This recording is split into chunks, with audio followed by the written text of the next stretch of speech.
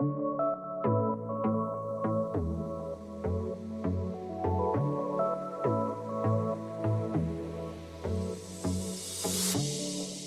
everyone. Welcome back to the Nuance Needed podcast. I'm Amanda White. And this is Sam Dalton. Today, we have, as per usual, picked something very light, no risk to it whatsoever, that anybody will be offended. We are going to be talking about Ariana Grande and the, I would say, shit show surrounding that whole public narrative.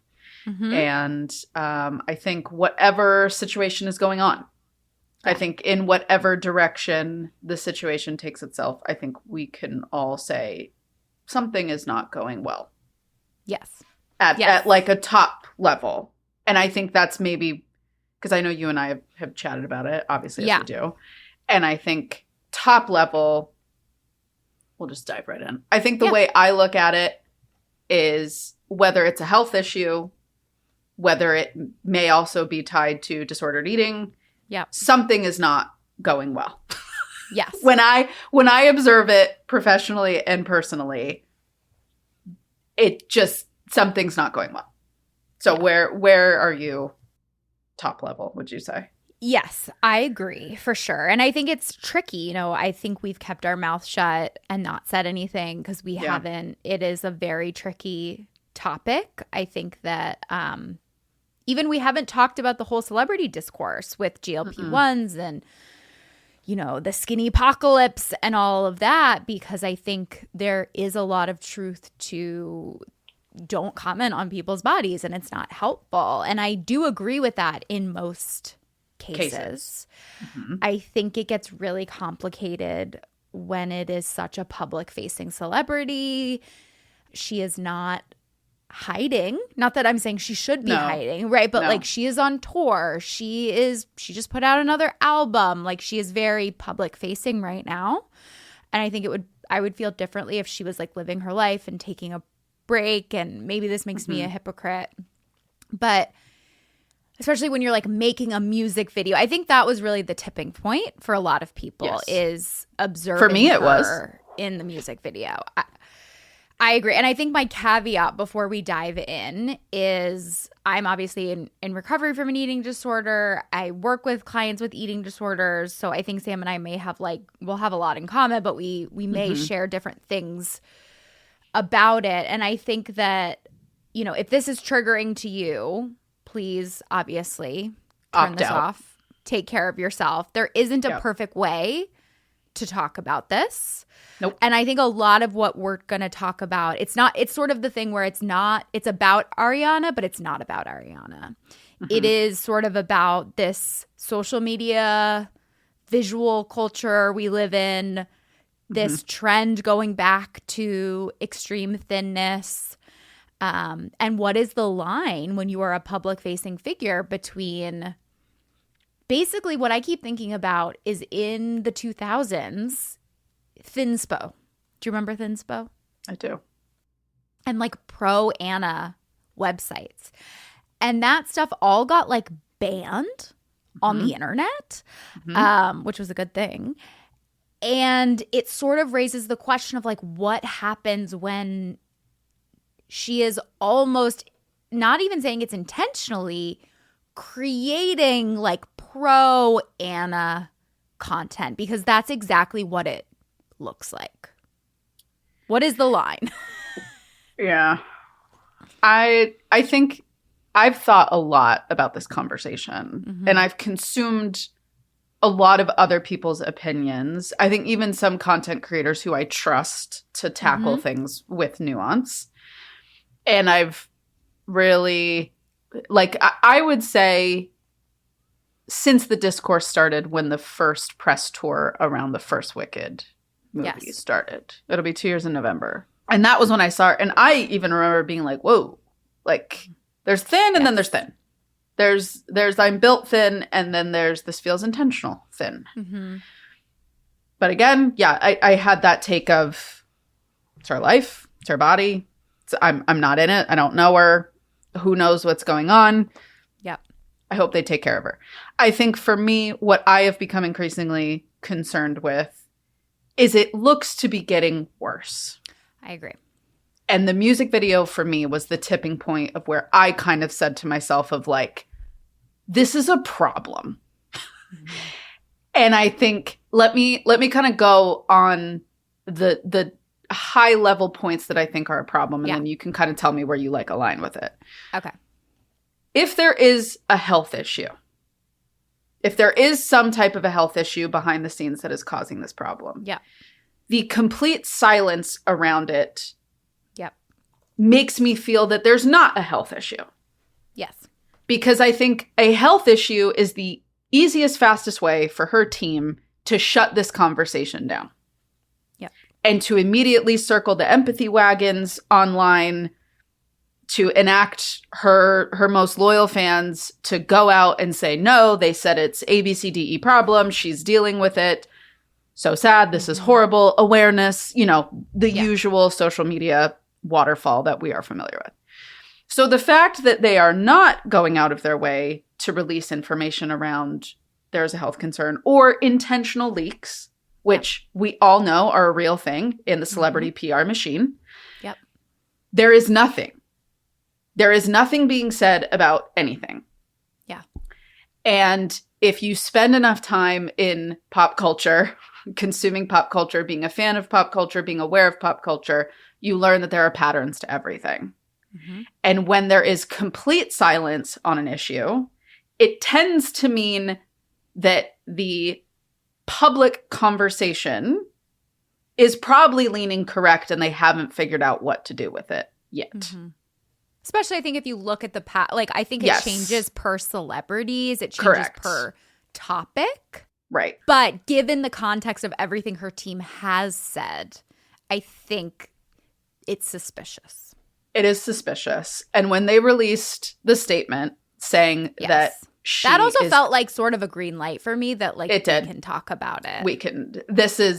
They admitted there was a problem without saying it. And whenever a celebrity says, I'm going away because the stress is too much, they're going to deal with something. I don't know what they're going to deal with. I don't know how, but they are going away to deal with something. And I mean, even like the Taylor of it all, I am not trying to make a comparison here, but thinking of the post-1989 pre-rep absence where she just disappeared, right? It's proof that when a celebrity, even of that magnitude, wants to go away, they go away. Mm-hmm.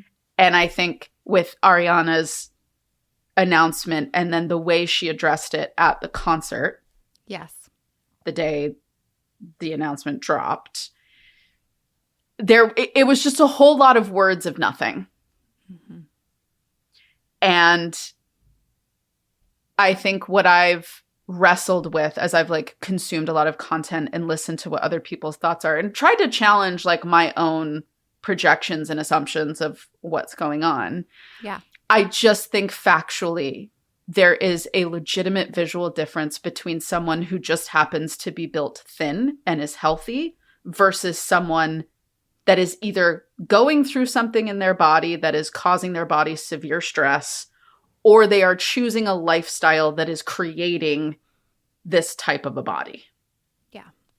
And I'm trying to be as gentle as I can with this because I understand how fragile it is and how sensitive it is for other people. And I also think we all need to practice allowing ourselves to have this level of nuanced conversation when it's kind of in our face. I agree. I think it's so hard. Like I've seen some eating disorder therapists that are just like never comment on anyone's body. It's not helping her. And I even kind of like, I think I do agree with that. Like I don't really know if there are people being like, we need to tell her this. We need to be. I don't think so. I don't think, while yes, public perception can push someone to do something, like I think it did push her to take a break, which is probably the right move for her. Yeah. I don't sit around being like, I don't live my life, and I don't think any of us should live our life being like, I'm going to make a difference with a celebrity online. I'm going to help them by coming into their comments or talking about it in any way. The reason I am okay with being involved in this conversation is I am concerned about the thinspo of who she is existing all day, every day on the internet. 1,000%. And my whole thing of saying there's a difference between the thinness, right? Mm-hmm. Like body types, is I do think what we're both getting at is we're starting to normalize something that is categorically dangerous. Yes. Eating disorders are categorically dangerous. Anorexia has the highest mortality rate of any mental health diagnosis. Yeah. It is a slow form of suicide. Karen Carpenter died at the same age as Ariana Grande, I think in the 80s. Mm-hmm. And if you see footage of Karen Carpenter performing prior to her death, yeah, it looks like a duck, it quacks like a duck, it walks like a duck. Well, Karen Carpenter, yeah. They admitted that she... Yeah, they admitted back then. Yep. Back then. Yeah. So for me, it's also, for an Ariana Grande, the age of her fan base. Yes. I think she has a very, obviously, like across ages, she has fans. Everybody does. Yeah. But I think Ariana Grande tends to lean very young. Yeah, I would agree. In her fandom. And I think it's just... I think with like add in the GLP-1s of it all, there is this very difficult conversation going on of when is it a healthy endeavor for someone to say, I am going to be losing weight, mm-hmm. right? I'm working on this part of my body because I'm working with my doctor on it and what have you, mm-hmm. versus are there bandwagoners who mm-hmm. see this as a cloak and cover to validate having these disordered eating tendencies, and they now feel that they have cover from this, right? Well, I would even take that a step farther in terms of there's a lot of research now coming out, which is no surprise to me. Right. I mean, even we can talk about it in, Secret Lives of Mormon Wives. Layla talks about how she was abusing a GLP-1 and she couldn't stop. Like, if I were in my eating disorder, I took Adderall to try to kill my appetite. I would have absolutely taken GLP-1s to kill my appetite. You can get them at any med spa now. Mm-hmm. So it is a broader problem when we're not saying that GLP-1s are bad or we should ban them or anything like that. Like there are real uses for them, and there's really interesting research about addiction treatment, cancer, dopamine, all of that stuff. But they are at risk. Like people with eating disorders are at risk for abusing them. Mm-hmm. And then at the same time, as celebrities become more and more thin, that mm-hmm. is, we're shifting the Overton window to what it looks like. And it becomes even more dangerous when it's, I don't want to say it's easy, but it is accessible for a lot of people to just get a drug that destroys your appetite. Like there used to be some sort of modern check on it was not everyone could starve themselves because of biology and your body fighting back, where now we have this drug that can allow you to override that, which is dangerous.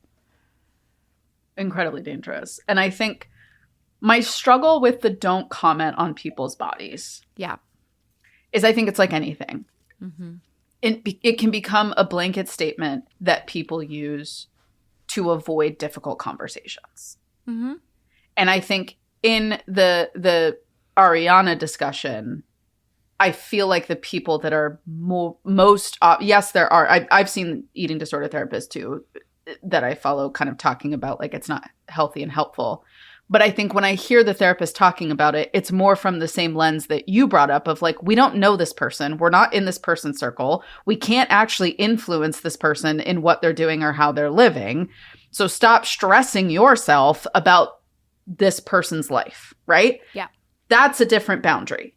Yeah. Where I have a problem with the whole, like, we don't talk about people's bodies is I'm like, well, we talk about fat people's bodies all day long. Yes. All day long, we are talking about people's bodies who, for whatever our perspective is, we deem as fat, We're talking about, should we talk about them? Should we not talk about them? They're this, they're that. They cause body positivity, body neutrality, health. Is there health at every size? But like we are talking about fatness constantly. Yep. So I find it really rich that all of a sudden, out of nowhere, when we're talking about someone who is presenting as physically ill, all of a sudden, we don't comment on bodies. I mean, yeah, I agree. I think the hope, right, is that, or at least the eating disorder therapist stance is that we shouldn't comment on anyone's bodies. And I hear that. And I truly, the interesting thing is like, I would have gone to bat for that not long ago before Ozempic existed. Yeah. Because I did feel like, I think the fact that it is like an unnatural thing that people can abuse is what complicates this quite a bit. And people, to be extremely clear, right, you can be malnourished and in a fat body. Like a lot of times the data, like I don't have her labs, right? Like the labs and the data make a big difference in treating an eating disorder as well. Right.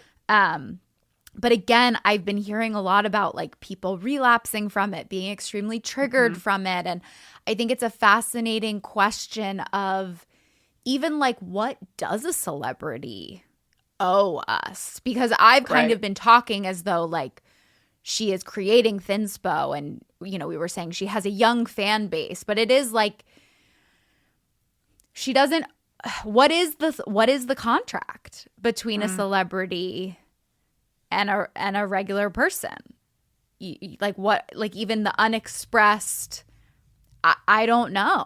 I think we've never had – it's so hard. And I guess to play devil's advocate towards myself, you know, like obviously if someone were deep in an addiction, I wouldn't say they owe us getting sober or whatever. I would be like, give them compassion and grace. They are clearly struggling with a substance use problem. And I, though I can't diagnose her, obviously with an eating disorder, if we assume that, I think there's still great. I think, to be very clear, we're not saying she's bad, she's wrong, she's doing this on purpose. Like, I think she is definitely struggling. Right. Whatever direction it is. Yeah. Yeah. But I guess I do think if someone was struggling, because I keep trying to like see it from a different perspective to see if it would change my answer. Like if we saw Justin Bieber imploding his life, he doesn't owe us sobriety, but I would be sitting on a podcast saying you should go get some help and take a break. Go get help and take a break. And especially if your eating disorder is being triggered by public scrutiny, which I don't think is a far off statement based on her own statement, based on her rep statement, and based on the whole thesis of the Pedal music video. It does feel like let's take a break for our health. I think something that I struggle with when we throw out a blanket statement of like, we shouldn't talk about people's bodies, which like at a pure stance, absolutely. Right. Yep. I think the line, and I try hard in my personal life to not do that. Like that's a personal value that I try to live by. Definitely. And the same thing with like, with my clients, health at every size is my baseline, right? Yes. I do not care how you look. I care what your doctor says, what your labs say, how you're feeling in your body, what works for you, your history, right? It is so much more complicated than just like, well, how do you look, right? Yeah. So I want to get that out of the way. I think at a larger conversation, I think when the line becomes, we can't talk about people's bodies. It's like, well, everybody already is. Yeah. And I would rather have professionals sharing legitimate, complicated insight around what it is than just kind of this moral high ground of like, you can't and you shouldn't. Because it's like, well, everyone is. And this is not the whole like, well, everybody is nosediving off the cliff, so let us all go together. Yeah. But I think what is lacking is a depth of professional conversation around what could be going on. Yeah. And I would even be the first to say, I haven't dived into it because eating disorder, I know how to support eating disorder. I know how to help with eating disorder. it is not my specialty background. And I know how the internet works. People will come at you and be like, you don't even know how to talk about this. Blah, blah, blah. Yeah. But I think that is what is so difficult, is this even ties into this idea of like experts are gone, right? Yes. It's just a bunch of people throwing out their anxieties, their fears, their projections, their desire for bait, clickbait, and rage bait and content bait and all of it. Yep. And so I have a hard time when some professionals or even just people stand up and say like, well, don't talk. Like the whole root of this here is don't talk about people's bodies. Yeah. In a perfect world, sure. We could stand up and say, don't do that. And people would be like, you're right. Yeah. I have betrayed my values. Yeah. But I feel like now it's just can we talk about it as like, Please. What if we're not talking about her body? What if we're talking about her eating disorder? That's the whole thing. I get for Chad, me. you know, like I think obviously of Chadwick Boseman, and it was a horrible good example of you have no idea what's going on. My mom has pancreatic cancer. Yep. She looks like Ariana Grande. Like she is extremely thin and she doesn't want to talk about it. So but again, I think, and that's why I think the line for me was her team not saying anything, the music video and her addressing it is maybe she does have another health problem going on and I have space for that, but I think it's very unlikely. And I think we are allowed to comment on someone having a mental health very likely mental health diagnosis. Yes. And even broader, what happens when we are creating this environment where people have a very easy way to get this mental health diagnosis, essentially because I think we don't talk enough about how eating disorders are actually incredibly addictive. Incredibly. And not in a food is addictive way, in the feeling of being in control over your food, your body weight, your shape. You feel powerful when you can avoid food and other people can't. You feel powerful when you can lose weight. There is a big level of when you're starving yourself, feeling like you're better than other people and you've figured something out, and it's sort of like not sleeping, like you can live better than other people, and you get even like a satisfaction out of people telling you, you look good. That's why we shouldn't talk about people losing weight, because there's a lot of positive commentary that comes. And what is the environment that we're living in, right? That is kind of creating Fueling this it. environment. Yes. And we do need to be able to talk about that because these women and girls are being raised in this media environment, especially now on social media, where you can't even just block and unfollow. It is served to you and you have no control. And I remember when I first got on TikTok a couple years ago, I remember lots of us were talking about how, like, if you have an eating disorder, don't go on TikTok because you can't control the algorithm. No. And now look at where we are with Instagram. Yeah. It's the same problem. And I think that was exactly what I was getting to with the whole, like, that's great to say, like, don't talk about people's bodies. And it's like, well, one, they are. Two, it's exactly as you said, we're not. Like, we're talking about what the possibility is here and the very real implications of that. And the fact that there are millions and millions and millions of men and women who live with eating disorders every single day. Yeah. And the reality that we are now living in a larger culture that is now renormalizing the penultimate trigger for an eating disorder. Yeah. Which is thinness. Totally. Right? And so it's like, if I'm not allowed to talk about that, what's the point of anything? Yeah. Like, what if you're going to sit there and say, well, we can't talk about it at all because we're not supposed to talk about people's bodies, then let's just, like, phone it in, everybody, because what's the point of awareness then? Yeah. Because if that's the case, I could say anything could be offensive to anybody, so we shouldn't talk about that thing.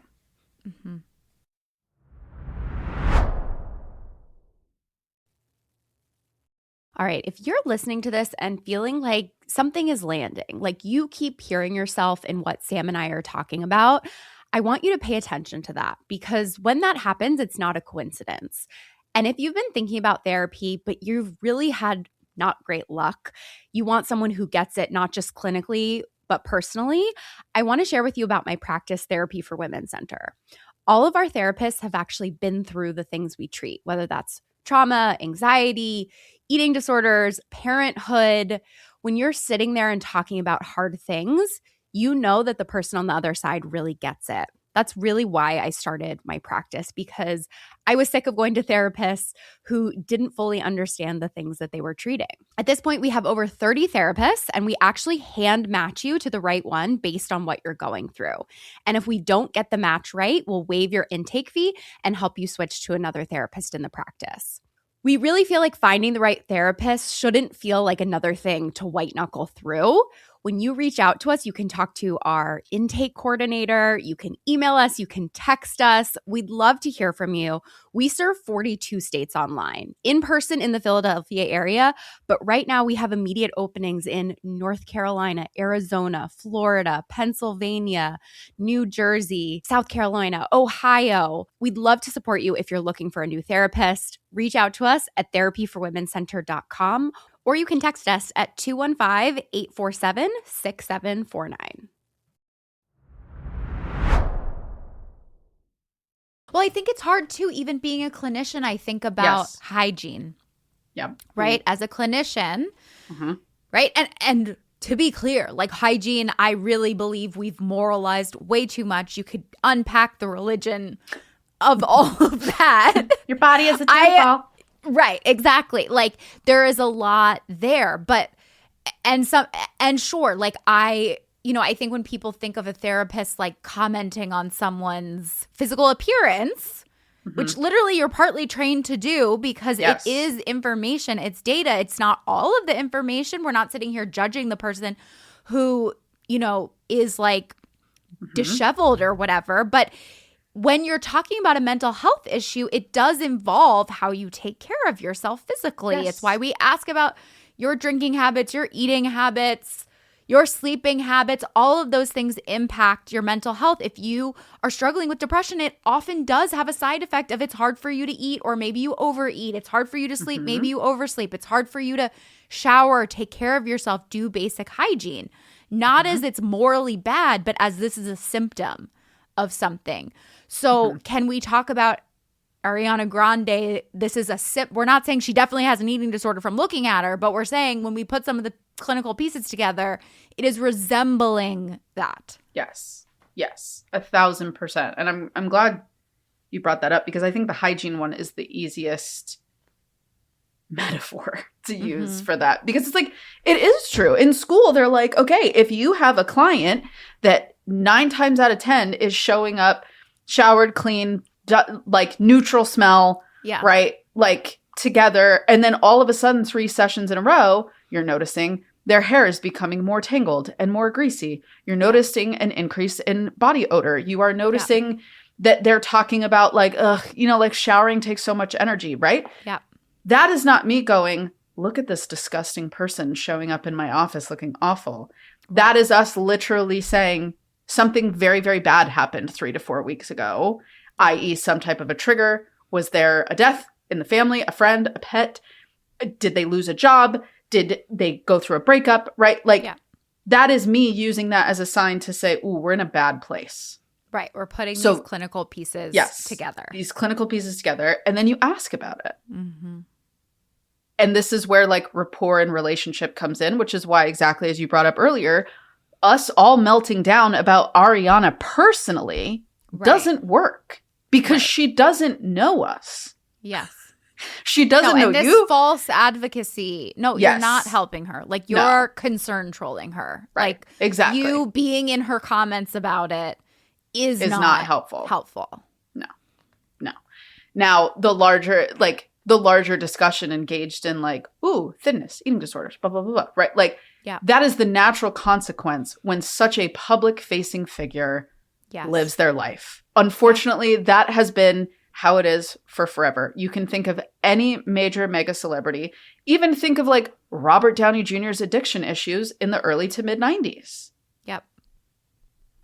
Like, you can't ignore it. The meme, I always think of the meme of Ben Affleck smoking the cigarette. Oh, yeah, I know. Yeah. Just, like, so done with it. That's how I feel right now, actually, today. But, like, yeah, I don't know. And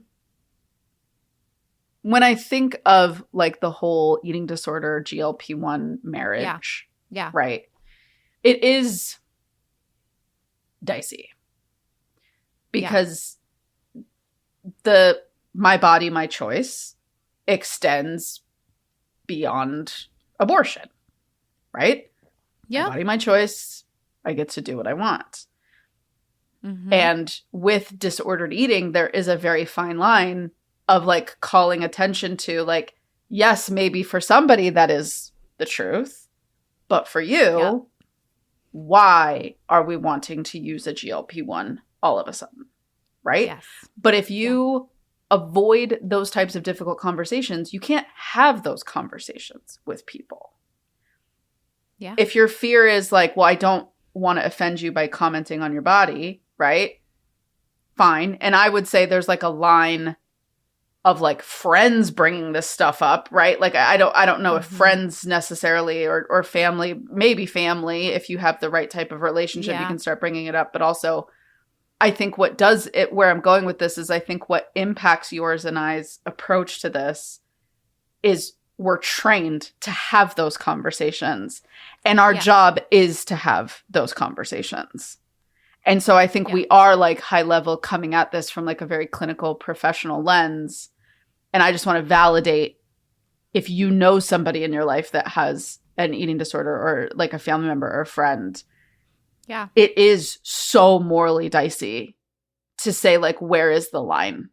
Where is the line between like they have the right to do this and live this way versus we need to intervene? And it's a question we wrestle with.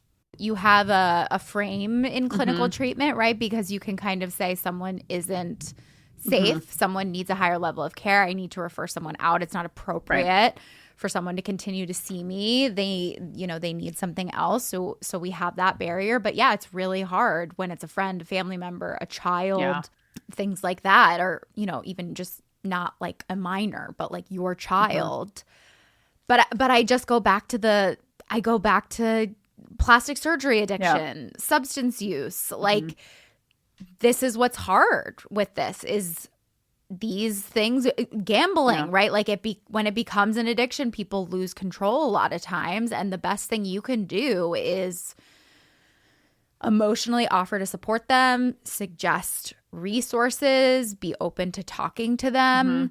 And then obviously, depending on your relationship with them, potentially setting boundaries, right, with them as well. And there may be a time where you say, like, I love you, I care about you, I'm here for you no matter what. And like, I can't watch you this. Kill yourself. Yeah. And I think when you talk about boundaries in this frame, right? Not just like, oh, I've had a busy week, I need to say no to going out with my friends. Right. When you talk about boundaries in this way, right? It really is the starkest example of you are allowed to live your life however you want to live. And I will live mine in the way I need to while you live this way. Yes. Right. Right. You can't control that person. You can't change them. Change it. But you can change how you interact with them. And with addiction, I think, and this I think addiction is the umbrella, right? Put whatever you want underneath this, eating disorder included. I think people who know somebody that's suffering, they panic thinking of doing that because they're like, well, what if they wake up one day and decide that they need help, or what if something happens, or what if and I'm like, I'm not telling you have to go no contact. Right. What I'm telling you is you can also add in the boundary, like, the second you want help, the drawbridge goes down. Yeah. Right? Yeah. When you come to me and you say, I need help. Can you help me with this? I need help with that. Blah, blah, blah. Right? When that person shows that they want to make change, they want to take action, you can go all in. You can go crazy. Right? But when they are engaging in behaviors that are making it impossible for you to maintain a normal, healthy relationship with them, you then get to say, while you do A, B, C, D, E, I will not do F and G. Yeah. H, I, J, K. Right? Like you have permission to do that while someone is utilizing their free will in a way that makes it hard for us to stay connected with them. And I think the really hard thing that people don't want to sit with is it is very unlikely. If someone is really, really ill and they are not interested in help, it is really unlikely you're going to be able to make them change. If someone really wants to kill themselves, you can put them in mental hospitals, you can do all kinds of things. They will try to find a way. And that sounds like really cold and terrible, but I also think it is just like a grappling with people are individuals. They have free will and we can support, we can do everything that we can, but we ultimately do not have control over someone else. Not at all. And I think the importance of this discussion surrounding Ariana Grande, I think so much of it is like, okay, if we're gonna keep going the route of, don't comment on people's bodies, right? But you can comment on yours, right? It's your body, you get to talk about it. Yeah. And so I think, for us to address at a higher level, like, okay, there's nothing we can do publicly to influence Ariana, right? We have to hope that she has the people in her life that are trying their best or are supporting her while she figures things out, whatever it is, right? That is the only thing we can hope for her. That when this tour is over and she goes away, she takes care of herself, however that looks for her. And I think in the meantime, like, this is an opportunity for a lot of people to look at themselves and say like, oh, wow, like what did this bring up in me? Right? Like when I see her, what did this bring up in me? Yeah. Like, I think that is where you can actually have like meaningful dialogue when you allow these larger social macro pop culture conversations to actually apply to you and your life. That's where like you pull actual meaning from. You can just bitch back and forth all day about some certain celebrity, and we all do because we're all human. And I'm not sitting here trying to have this like Pollyanna utopian view. But I think if you really want this conversation to have meaning, if you've been paying attention to this and it's really bothering you, the only thing you can do is bring it back to yourself and decide like, how do I want to live? What do I value with seeing this? Like, what have I learned about myself in how upset this has made me? Right? Totally. The other thing I keep thinking of is, if any of you haven't listened, we did a Britney Spears episode that was very nuanced that circles some of these topics for sure. And I think one thing that, especially since this has sort of been admitted, especially since the music video came out, especially since she's going to go away, but she's going to finish her tour first. What came up for me also was like, where is the line in like responsibility of her team? Yeah. Not that they can make her get well, right? But there were a lot of people on that like music video set. There are people making her clothing. She has a tour manager. There are people watching her perform every night. And based on the clips, it seems very scary. Where it looks like sometimes you don't know if she's going to pass out, fall over. Yeah. Which is like especially in the heels she's wearing, like extremely dangerous.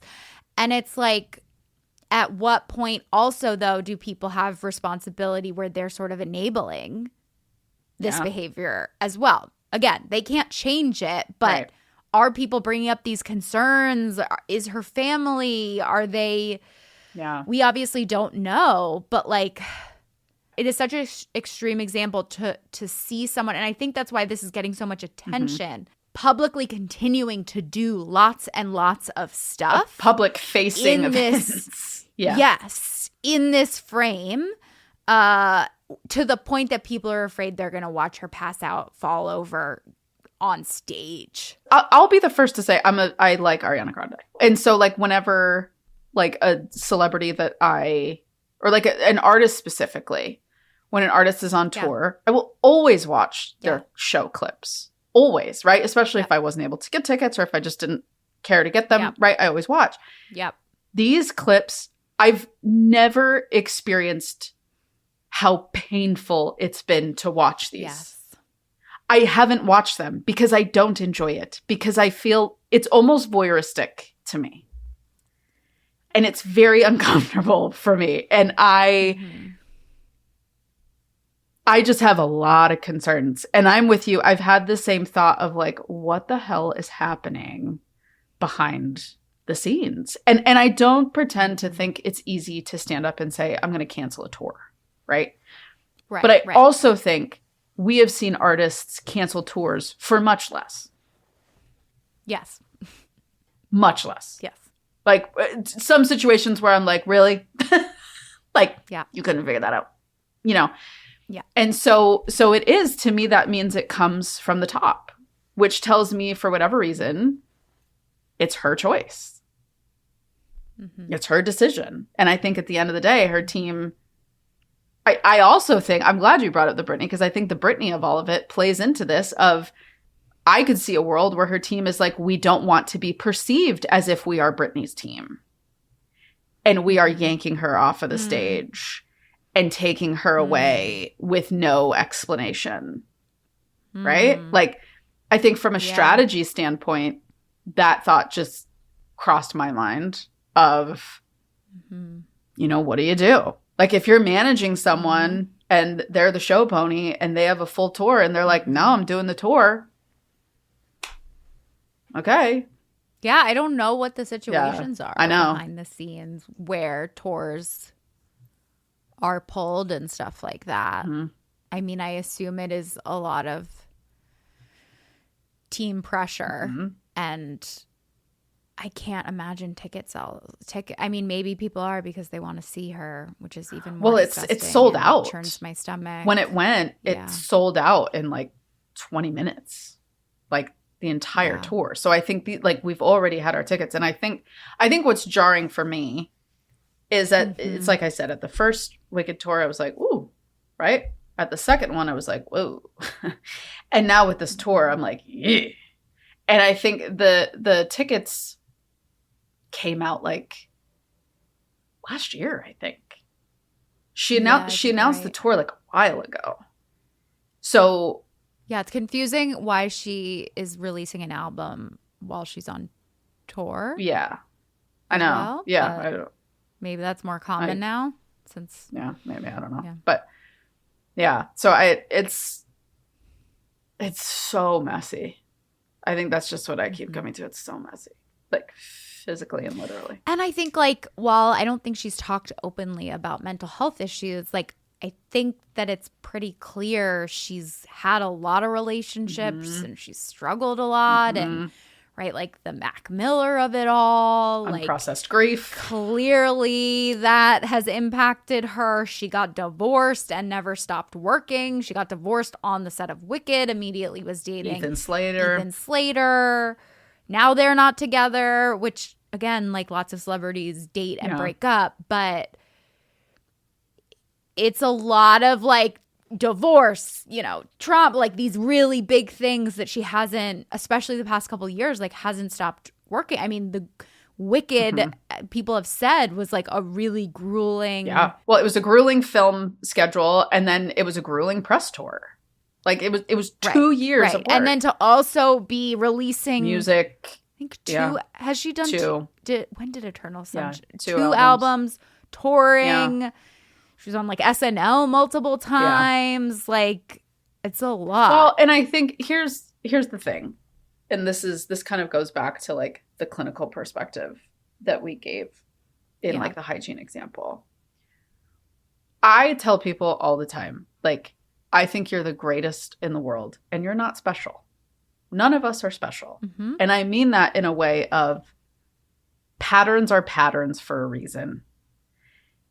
And every possible issue tends to have a predictable pattern leading up to it. And that's what we're trained to look for. And that's the reality. There's a bell curve in how people grieve. There's a bell curve in how people experience anxiety. There's a bell curve in how people experience OCD or depression, eating disorders, suicidality, the severely pervasive mentally ill diagnoses, right? There's a pattern to how people behave when they are, cheating on their partners, or they suspect that they are being cheated on, or they are going through a breakup, or there are patterns to how everybody processes things because humans are actually not that different. Yep. And I just want to say that to validate, like, if you notice something and you are picking up on someone's behaviors that you are seeing, there is a strong chance there is a reason why. Yeah. And I think, Amanda kind of laying out this pattern of what Ariana has gone through is it's like, from a therapist perspective, that is a recipe for disaster in some form, whether it leans to the physical of physical exhaustion, right? Yep. She's at her end, like meaning her wit's end of, I do need a break and I don't know if I'll be back. I'll let you know, right? Great. Or she coped with the stress and the tension and the pressure by developing an eating disorder, possibly, right? Like, patterns are patterns. And I think that is what's hard is like, if you are a critical thinker and you do just look at things as a whole, it's really hard to look at this and just go, she's fine. I agree. We've kind of gotten into like, this is probably like an episode unto itself, but you and I, off air, if you will, have talked about like some of the public figures right now that are like openly, without shame, sharing everything that is going on in their personal lives. Yes. Right. Yes. Yes. And I do think that conversation, that's one that we could have all by itself. But the reason I bring that up is because I think it does go to like, what is the line for celebrity? Mm-hmm. And is it different with a content creator? Yeah. Is it different for someone who is technically a normal person that happened to achieve fame and exposure through these platforms, right? Versus, and that makes their job even more that because they don't have another job, right? Like, they're not making music, they're not in a film, right? Their job is sharing about their life. So messy. It gets so messy, and then for Ariana, it's like, do we all need to shut up and not care? Because at the end of the day, my life is in no way impacted by whatever is happening in Ariana Grande's world. Or any celebrity for that matter. It means that if I never heard about somebody again, it would never impact my life. Other than maybe saying like, oh, I wish they would release new music. Or, oh, I liked seeing them in certain films, right? Like, it's this weird, ever evolving discussion that I think is even more prevalent now with how easy it is to have personal access to these people. Mm-hmm. Yep. And to feel it's the parasocial of it all. Yeah. Well, we hope that you enjoyed this episode, and good for you for sticking through it, because it is a very nuanced episode. And like we always say, like, this is us practicing, sitting in the discomfort, thinking about things from different perspectives. And we appreciate you being here and being interested in this. Yeah. And we are over on the Substack. We are at nuanceneeded.substack.com. We both write articles over there, make little posts. We have an amazing little chat going on that we'd love to see you in. And as per usual, anything you could do to rate, review, share, subscribe would be amazing. Help us get the name out. And we think you're the best. Bye.